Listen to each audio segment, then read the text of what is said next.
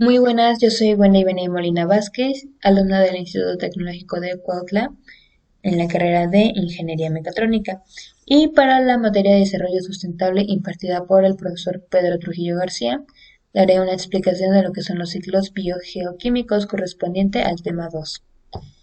Bueno, comenzaré por dar una breve introducción de lo que son los ciclos biogeoquímicos.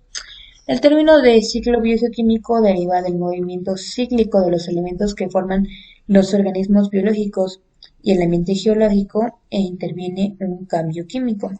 Gracias a los ciclos biogeoquímicos los elementos se encuentran disponibles para ser usados una y otra vez por otros organismos.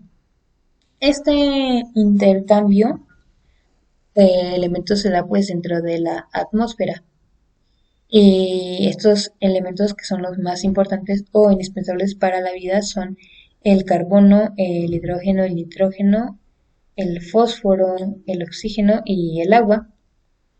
Se abrevian de forma CHOMP, mayormente pues conocido dentro del área de la biología, ¿no? Como los elementos más importantes para la vida. Eh, Están conectados con componentes tanto vivos y no vivos, pero que están dentro de la Tierra.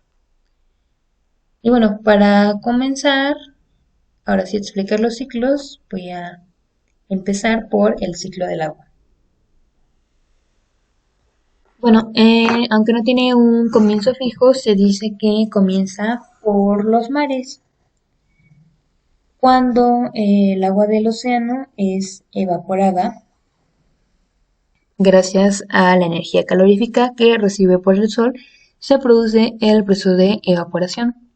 Esta agua evaporada se condensa en forma de nubes y nuevamente se produce el fenómeno de la precipitación, ¿no? Cuando llueve, que puede ser lluvia en forma líquida o granizo. Dentro de este proceso de precipitación entra otra etapa muy importante que es el deshielo de los glaciares, que es importante, digo, porque cuando un glaciar se deshiela, el agua de los glaciares se mueve a través de los ríos, que se junta con el agua precipitada por las nubes, llegando nuevamente al océano. En este proceso en el que el agua precipitada y el agua deshielada viajan, también se produce el proceso de infiltración.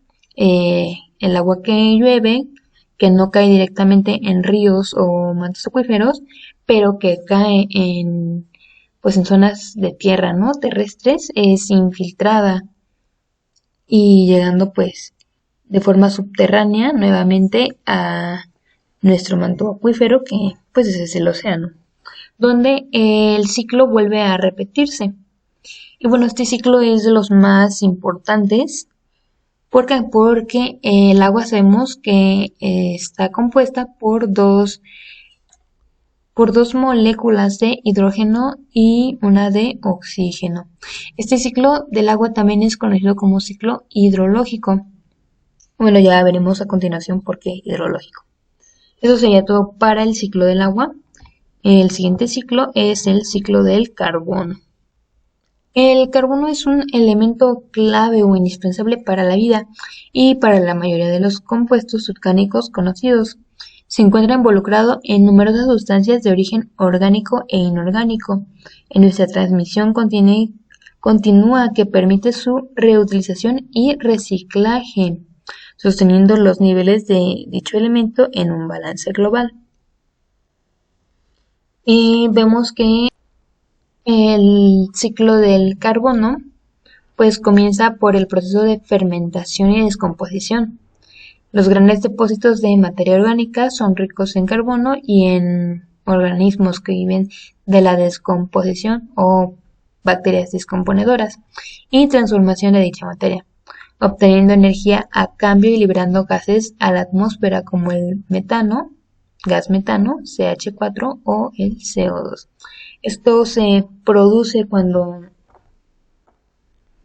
hay descomposición, puede ser de animales o de descomposición de alimentos. o incluso de seres humanos.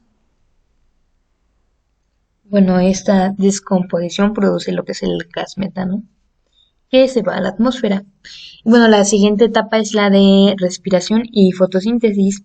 Junto con otros procesos bióticos y metabólicos, estos procesos liberan y capturan respectivamente dióxido de carbono de la atmósfera como un subproducto o insumo de sus rutas bioquímicas. El carbono del CO2 se absorbe por las plantas y se libera junto con vapor de agua durante la respiración animal. Pues es el proceso que realizan las plantas con ayuda de la energía solar, convirtiendo el CO2 en oxígeno para integrarlo nuevamente pues a la atmósfera y repetir el ciclo. Tenemos la etapa de intercambio gaseoso oceánico. El agua de los océanos se evapora por la acción del sol, como pues lo establece, ¿no?, el ciclo hidrológico. En dicho proceso, el vapor de agua producido y liberado a la atmósfera también propicia el intercambio de gases entre la atmósfera y el océano, lo que permite que el carbono se disuelva en el agua, donde es fijado por el plancton fotosintético, pues el plancton con el que se alimentan los peces. Los procesos de sedimentación. Tanto en la tierra como en el mar, el excedente de carbono en la materia orgánica en descomposición que no es captado y procesado por las formas de vida descomponedoras va a aplicarse y sedimentarse en el fondo de los océanos o en diversas capas de la corteza terrestre. Y bueno, a continuación la combustión natural o por mano de la humanidad, los procesos industriales humanos. Como podemos ver aquí en la imagen tenemos una fábrica, pues las fábricas como los vehículos, como pues sí, la respiración humana, producen grandes cantidades de CO2, toneladas de CO2, las cuales van a la atmósfera. Y bueno, ya que están en la atmósfera, las encargadas, ¿no?, de digerir y transformar ese CO2 en oxígeno, en O2, para que se vuelva a repetir el ciclo, son las plantas. No hay un orden específico para decir que cada etapa pues tiene un número o se lleva primero una antes que otra. Todos esos procesos se dan al mismo tiempo y constituyen un ciclo de balance pues delicado, que como parte de sustancias de muy distinta índole pues es muy importante. Permite al carbono circular en distintos entornos. Bueno, eso sería todo para el ciclo del carbono. Y vamos con el ciclo del oxígeno. Nuevamente no hay en este ciclo una etapa por la que comenzar, pero vamos a hablar de el intercambio, ¿no?, de cómo se da. Sabemos que las plantas se alimentan de CO2, que es el carbono producido por fábricas, vehículos, personas, animales, en estos últimos a través de la respiración. Y bueno, cuando se origina, ¿no?, el proceso de precipitación, que es cuando cae el H2O al agua y luego esta agua calentada también produce oxígeno. Ahí es donde tenemos pues un intercambio, ¿no?, de oxígeno.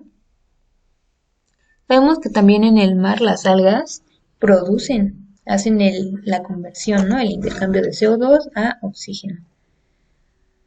No solamente las plantas pues terrestres lo hacen.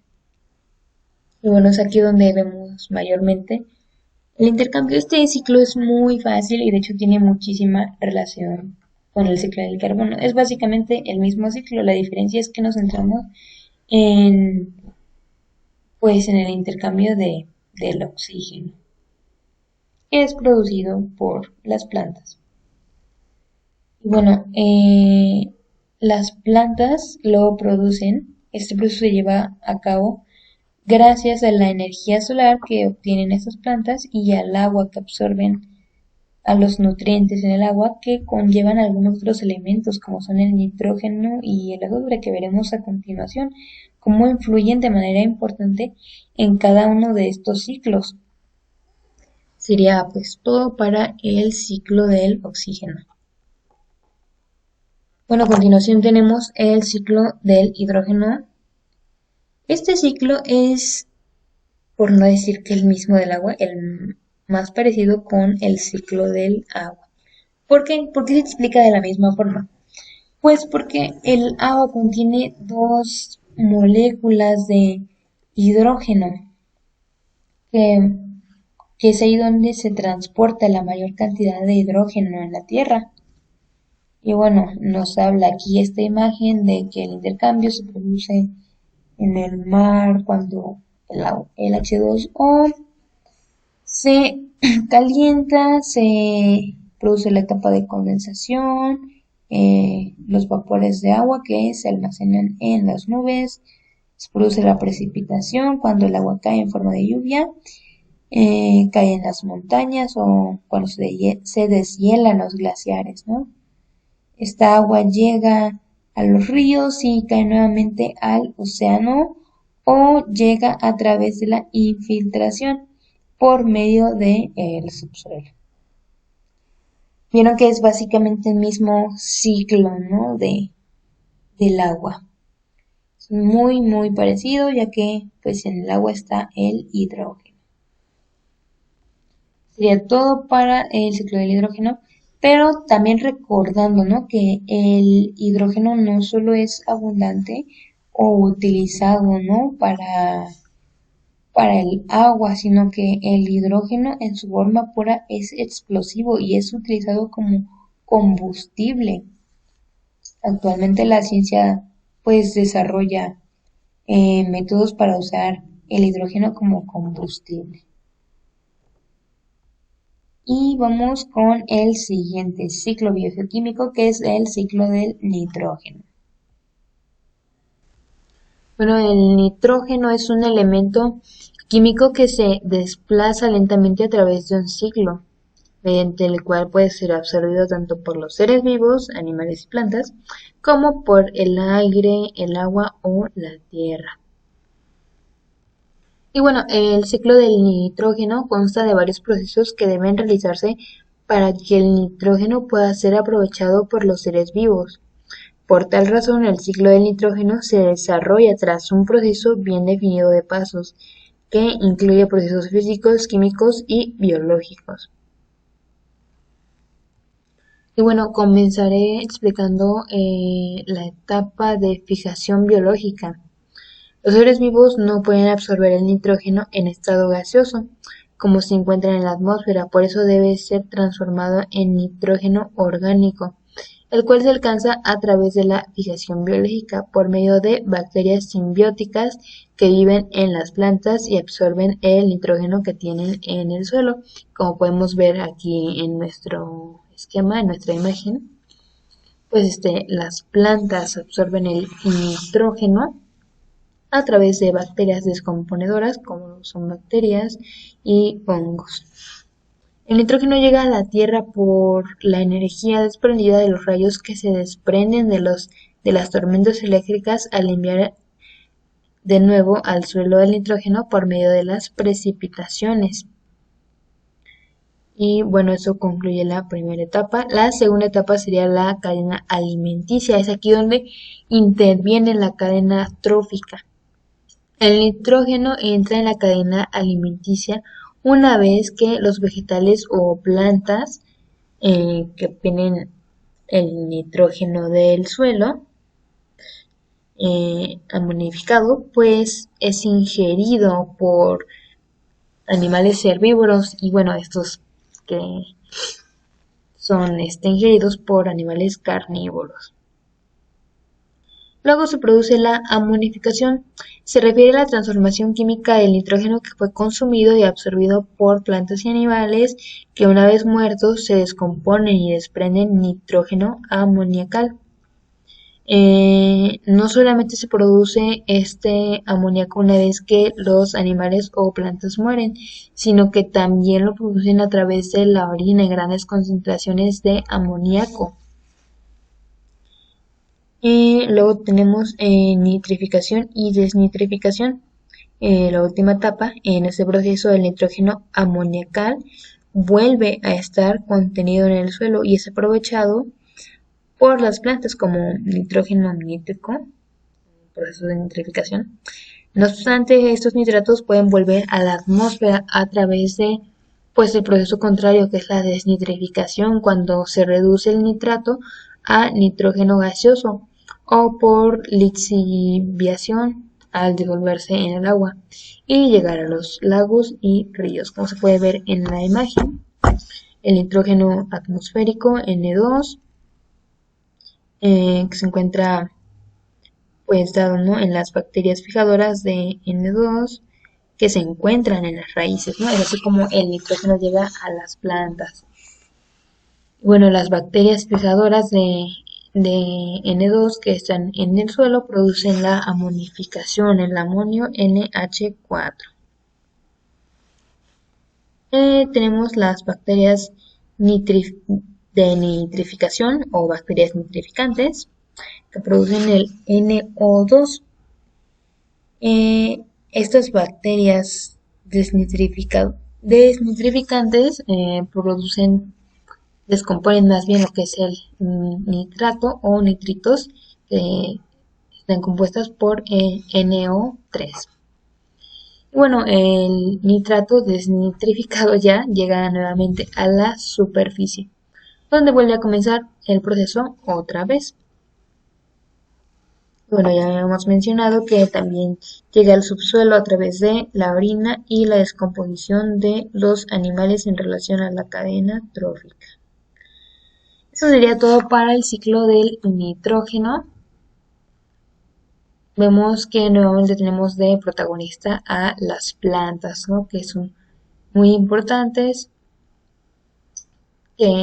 puesto que transforman el carbono en oxígeno con ayuda de el agua, ¿no?, con ayuda del H2O, absorbiendo al mismo tiempo nitrógeno con ayuda de bacterias o células procariontes que están en la Tierra. Tenemos a continuación el ciclo del fósforo. Bueno, aquí tenemos un caso especial, ya que el fósforo, a diferencia de los elementos anteriores, pues hay una menor concentración de él en la atmósfera, pues de ahí que sea importante su presencia o fundamental para el crecimiento de los ecosistemas, pues principalmente acuáticos. Ya veremos por qué. El ciclo del fósforo es tomado en forma de fosfato por los seres vivos gracias al proceso de meteorización de las rocas, ya que las rocas al descomponerse liberan fosfatos. Estos fosfatos pasan a través del suelo a los vegetales y de estos animales que se alimentan, ¿no? Vemos cómo nuevamente tiene relación con la cadena trófica, como podemos ver en la imagen. En el centro tenemos fosfatos en las rocas, luego fosfato en el suelo inorgánico, llega a las plantas y es absorbido, donde encontramos los fosfatos en compuestos orgánicos. Una vez que estos son digeridos por las plantas, se convierten en fosfatos orgánicos. Y bueno, este fosfato orgánico ya es ingerido por animales herbívoros y estos a su vez por animales carnívoros, que al descomponerse, llegar a la etapa final de la vida, estos se descomponen y estos fosfatos a través de desechos orgánicos vuelven nuevamente al suelo a través de ese proceso de descomposición. Y bueno, tenemos, ya que el fosfato está en el suelo, el fosfato en solución. Como la tierra está tocando el agua cuando está cerca de mantos acuíferos, se produce la precipitación del fosfato que se va a las rocas. Y bueno, también hay una producción de fosfato por parte del ser humano a través del proceso de la minería. Cuando las rocas son explotadas, se producen grandes cantidades de fosfato. Estas explosiones de rocas, pues muchas veces tienen lugar a derrumbes que colapsan cerca de ríos o mantos acuíferos, donde el fosfato es transportado nuevamente, pues a través de rocas. Bueno, una parte de los fosfatos llega al mar transportada por corrientes hídricas terrestres. Allí son tomados por las algas, los peces y las aves marinas. Estas últimas, al excretar o, bueno, hacer del baño, producen guano, que es un tipo de abono aprovechado para la agricultura, rico en fosfato. Por su parte, en el fondo del mar, los restos de los animales marinos dan lugar a rocas fosfatadas. De las rocas se libera un fósforo en el suelo que a su vez es aprovechado por las plantas y los animales que se alimentan de estas. El fósforo no toma forma de fluidos volátiles, como si ocurre con el nitrógeno, el carbono y el azufre, lo que permitiría pasar del mar a la atmósfera y de esta pues a la Tierra. Por eso solo hay dos formas en que el fósforo que ha llegado al mar retorne a los ecosistemas terrestres, por acción de las aves marinas que lo devuelven a la tierra a través de sus excrementos o mediante el levantamiento de los sedimentos del océano a la tierra firme, proceso geológico que puede llevar pues millones de años. Bueno, eso sería todo para el ciclo del fósforo. Vemos nuevamente que tiene gran relación con la cadena trófica, con las plantas, ¿no? Que es uno de los nutrientes que absorbe la planta para llevar a cabo el ciclo del carbono, del oxígeno y del agua.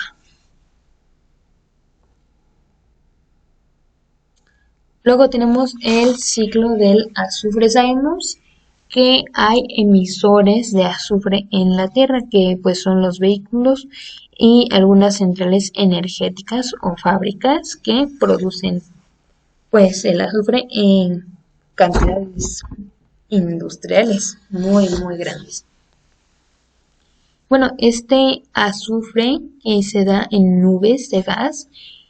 Con el viento pues es transportada a las nubes y que tenemos en el cielo y se convierte en ácido sulfúrico H2O SO4, una combinación de agua con azufre y ácido nítrico HNO3.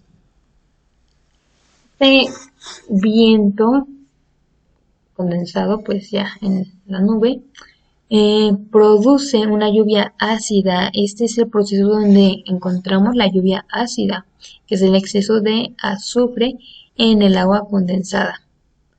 Produce gotitas de H2O, SO4 y HNO3 disueltas en agua de lluvia o nieve, ya sea pues lluvia en estado líquido o granizo. Esta lluvia ácida corre por la superficie cuando cae o cae en algunos mantos acuíferos, como lo son lagos, lagunas, ríos y océanos. Y bueno, aunque no se ve en esta imagen que tenemos aquí presente, sabemos que las plantas absorben el azufre que cayó, ¿no?, en esta lluvia ácida a la superficie terrestre, lo absorben y se encuentra pues en la corteza terrestre o en el agua en forma de sulfato y componen las sales o nutrientes necesarias para realizar sus funciones vitales, que es el proceso de fotosíntesis. Por medio de este proceso, las plantas reducen los sulfatos en sulfuros. Una vez en las plantas y en los vegetales, el azufre pasa al organismo de los animales herbívoros. Cuando estos se alimentan, vemos que nuevamente hay relación con la cadena trófica. Cuando los animales herbívoros consumen estas plantas que pues tienen sulfatos, ¿no? Y que estos animales herbívoros pues son comidos por animales carnívoros. Llega el proceso de muerte, donde la descomposición hace que el subsuelo absorba pues todos los elementos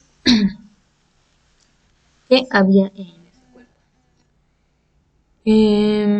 Cuando los animales carnívoros mueren, sus cuerpos quedan en el suelo y los organismos descomponedores, bacterias o hongos, convierten los restos de los animales nuevamente en sulfato, a medida que los desintegran y los reducen a partículas. El azufre se presenta en los aminoácidos de los cadáveres,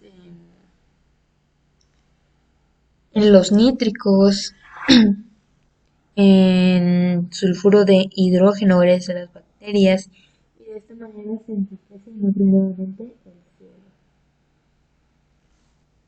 Bueno, el azufre también llega al suelo a través de las heces de los animales luego de su descomposición, y es otra forma en la que las plantas o vegetales pues absorben los nutrientes de estas heces que utilizan como fertilizantes para llevar a cabo su proceso de fotosíntesis, transformando pues los fosfatos y llevándolos nuevamente a la superficie para que estos viajen en la atmósfera. Y bueno, se repite el ciclo. Sería todo para el ciclo biogeoquímico del azufre. Continuamos que vemos que ese es nuestro último ciclo. Y bueno, como conclusión, sabemos que estos ciclos biogeoquímicos nos hablan del intercambio, ¿no? Se transportan los elementos más vitales dentro de nuestra atmósfera, ya que son indispensables para el desarrollo de la vida. Sin estos elementos, sin estos intercambios, sin estos ciclos biogeoquímicos, pues la vida humana no podría llevarse a cabo de ninguna forma, puesto que necesitamos del oxígeno para respirar, del agua, del nitrógeno, el hidrógeno que lo encontramos pues en el agua, del azufre y del fósforo. Vemos que estos ciclos suceden todos al mismo tiempo, no tienen etapas numeradas o preferentes, ¿no? Para comenzar, sino que todos suceden al mismo tiempo y todos contribuyen al intercambio, pues, de moléculas indispensables para la vida que generan un desarrollo en nuestra sociedad, puesto que permite el desarrollo humano. Vemos también que los avances, ¿no?, de nuestra humanidad también generan desbalances dentro de estos ciclos biogeoquímicos, que a su vez estos pues ponen en problemas la vida humana, por ejemplo en las grandes concentraciones de azufre produciendo lluvia ácida, o las grandes concentraciones de CO2 en la atmósfera que producen el efecto invernadero, ¿no? Sabemos que el carbono es responsable del clima, de la variación del clima, y el exceso de estos gases en la atmósfera pues produce una inestabilidad en lo que es el clima. Bueno, eso sería todo y muchas gracias.